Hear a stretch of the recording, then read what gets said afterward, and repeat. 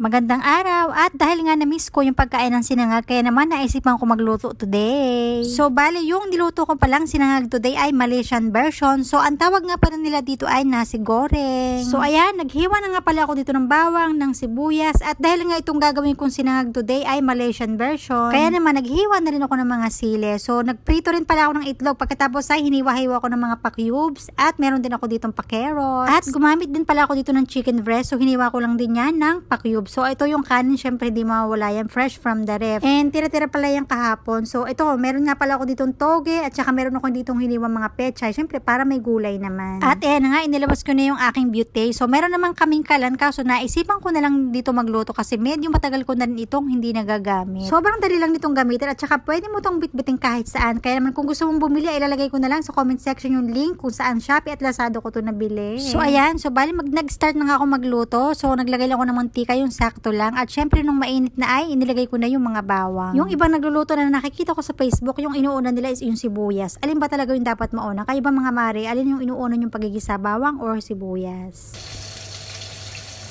At nung medyo brown na nga yung bawang ay inilagay ko na rin yung mga sibuyas. At alam niyo ba, ito talaga yung pinakagusto ko sa part ng pagluluto, yung pagigisa. Alam mo, yung amoy ng bawang at sibuyas ay sobrang bango. So ayan, isinama ko na rin pala sa pagigisa yung sili para naman syempre labas na labas yung anghang. Ito talaga kasi sinangag ng Malaysia is maanghang talaga. Kahit sa Chinese restaurant kayo bumili or sa Malay restaurant, so pare-parehas sila. So ayan, igilisa ko na rin pala dito yung chicken breast. So hintayin ko lang itong mag-brown ng konti. So ipeplex ko na rin pala yung ginagamit ko sa pagluluto. So bala ito nga pala is Maggi Choco Prasa. So, bala ito nga pala yung Malaysian version ng Magic Sarap sa Pilipinas. So, anyways, mabalik na nga tayo dito sa aking ginigisa at baka masunog pa. So, ano ko ang ginisa pala dito is yung mga carrot kasi medyo matigas to ng konti. Nalo-halo ko lang to ng mga 1 minuto and then, nung medyo malambot na nga yung carrots, ay ilalagay ko na nga yung kanin lamig, yung bahaw or yung tira-tirang kanin. So, ayan, halos nabanggit ko na lahat. So, ayan, ilagay ko na nga dito yung mga tirang kanin kahapon.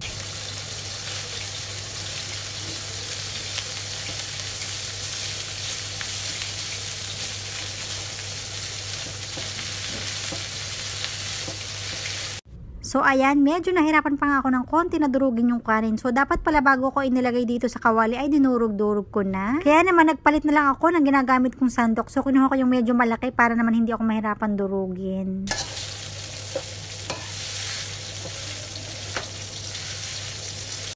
Bale, ito nga palang gagawin natin sinangag today ay hindi mo na kailangan ng ulam. So, kanin pa lang talaga ay ulam na. So, syempre, meron na siyang itlog, meron na siyang mga gulay, o diba, hindi mo na kailangan ng ulam. Saktong-sakto nga rin pala to kung ikaw ay nagtitipid, o diba, mayroon ka ng kanin at may ulam ka na in one. So, nagtimpla na rin pala ako dito ng soy sauce, mga 2 kutsara lang. Kaya naman ako dito naglagay ng toyo ay syempre para pampakulay. Naalala ko tuloy lang nung bata ako kasi bata pa lang talaga ako ay paborito ko na talaga yung sinangag kasi naman sobrang sarap. Bata pa lang kasi ako noon ay marunong na ako magluto kahit papano. Naalala ko nga nun, ang hinahalo ko nga lang nun sa sinangag is maraming bawang. Yun lang. Tapos may pritong tuyo, may pritong itlog. Ay, solved na talaga. So, ayan, nakalimutan ko na yung niluluto ko sa kakakwento. So, inilagay ko na rin pala dito yung mga gulay na pechay at saka yung mga toge. At inilagay ko na rin pala yung pinirito kong itlog kanina. So, hiniwa ko rin pala yan ng pa-cubes na maliliit. Yung parang bite size. O, diba, punong-puno ng sahog. Kanin pa lang talaga ay ulam na.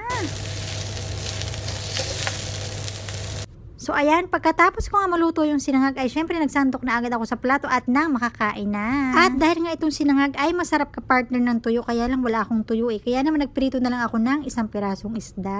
Bali yung pagkakaprito ko pala sa isda ay medyo tinosted ko ng konti o diba parang tuyo na rin yan kaso nga lang ay hindi siya ganun kaalat. Ayan, naghiwa na rin pala ako dito ng mga kamatis. Bagay na bagay talaga to sa piniritong isda. Kaya naman kumuha ka na rin ng pagkain mo at sabayan mo akong kumain. Salamat po sa panonood. Pakipollow na rin po ako para naman updated po kayo sa next na upload kong pagluluto. Salamat. Bye. God bless.